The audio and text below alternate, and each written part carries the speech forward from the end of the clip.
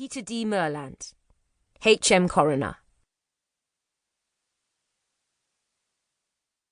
Chapter 1.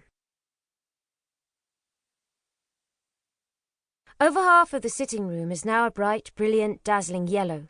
The rest is rent grey.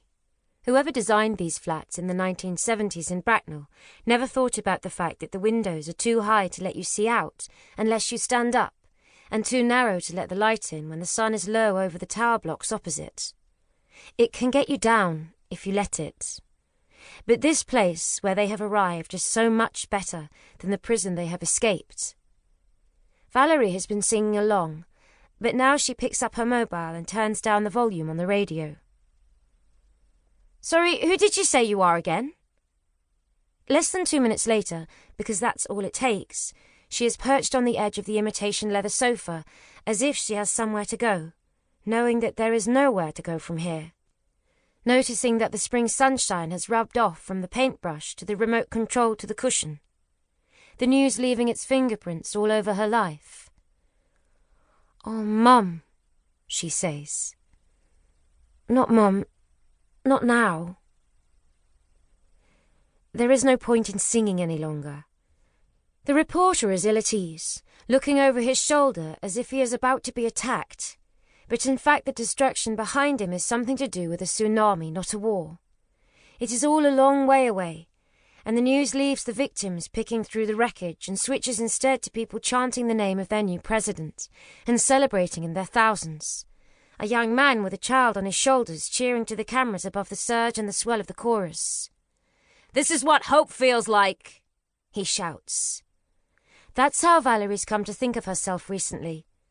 A woman with the weight of her young son on her shoulders, a load that both grounds her and leaves her light as air and dancing. Leaning against the kitchen counter with her first cigarette for a long time, she studies this, their safe place, and imagines her mother visiting at last, hesitating at the door with potted-up purple crocuses from the supermarket in one hand, making up for lost time in the other, in a what might have been parallel future. Valerie kicks the stepladder, which knocks the paint pot, which tips out a slow curl of a yellow tongue that licks last week's paper spread out on the carpet, and a thin black cat springs from its sleep up onto the coffee table, rippling the scum on a cold cup of tea and sending part of a half-finished jigsaw of Elvis crumbling over the edge onto the floor. Some time later, the slam of the back door tells her Mikey is back. "I'm home." Half in and half out of his anorak, the child first notices the smell of fresh paint and the proportion of the sitting room which has turned yellow while he's been at school, and only then registers the fact that his mother is crying. Dropping his reading folder, he joins her in picking up the pieces of the broken jigsaw. "You all right, Mum?" he asks. He doesn't want to repeat the question or hear the answer, so he says nothing more, kneels on the floor and presses the cardboard joints back into their sockets. The two of them together quietly reassembling the letters above Elvis's head. Promised Land. He hands her a glittery bit of the star's suit.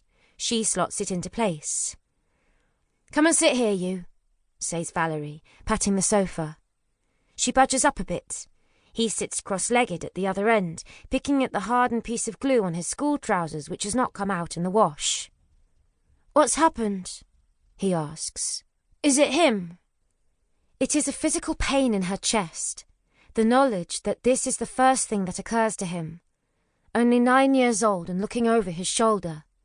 "No, love, no. It's never going to be." "Where is he?" "Australia." The day he looks at her when he says it, that will be the time when she knows he really believes it. Paul's gone and he's never coming back. She pushes his hair out of his eyes. "But I have got some news. You know your Nana from Bristol? She's passed on." "Where to?" Valerie struggles to control the muscles in her face. "I'm sorry, love. What I mean to say is a doctor from the hospital rang up. Your Nana's dead. I've lost her."